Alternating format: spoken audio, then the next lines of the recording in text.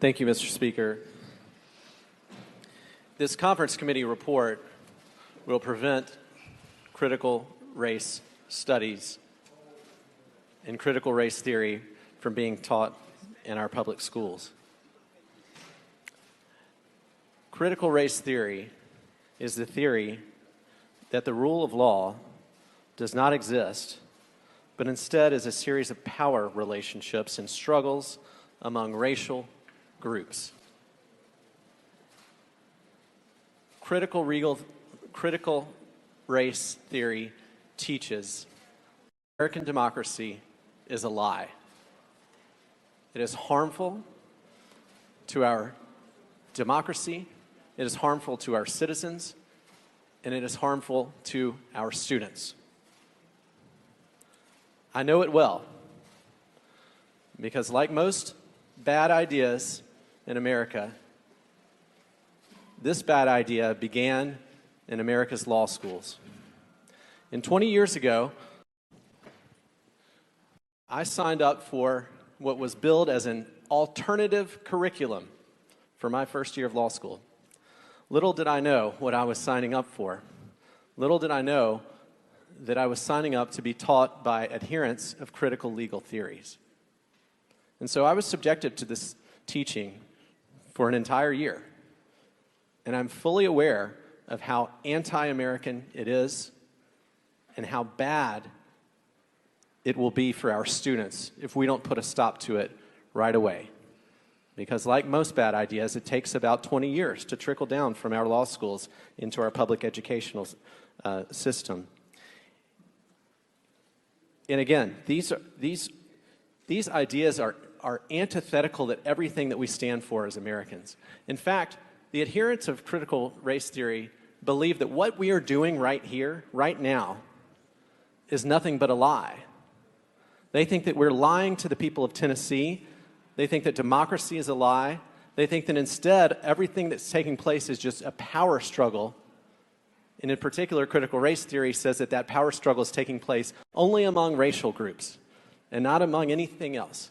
So race is the only issue that's driving anything that we ever do. Bills about plumbers, that's all driven by race. Bills about realtors, all driven by race. That's how ridiculously wrong this theory is for our country and for our state. And in particular, it was asked of me in the conference committee to give an example, and so I used the example of the 1619 Project. So in America, we all know that this country began in 1776.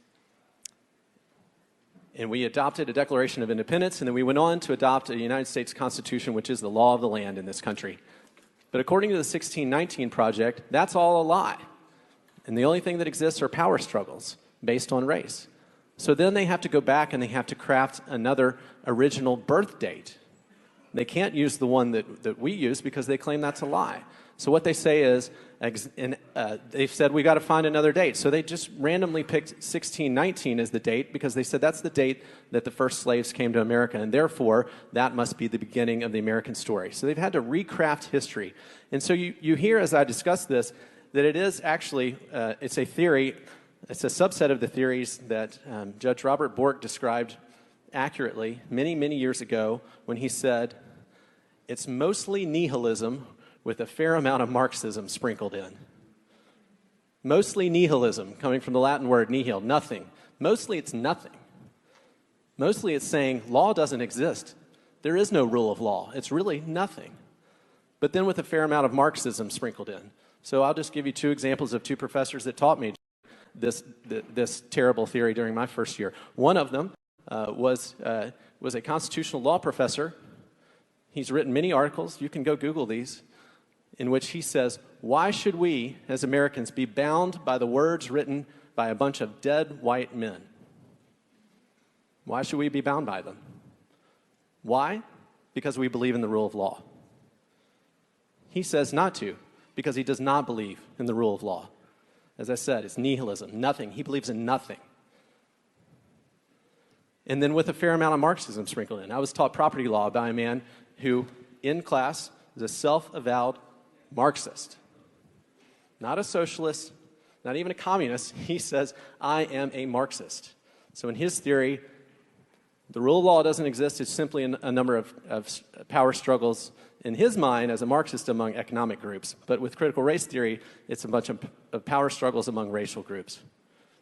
It is antithetical to everything that we stand for as Americans and as Tennesseans, and that's why this amendment adds a couple of things that were not in the House amendment that can and should be taught to our children, that all Americans are created equal and are endowed by their Creator with certain unalienable rights, including life, liberty, and the pursuit of happiness.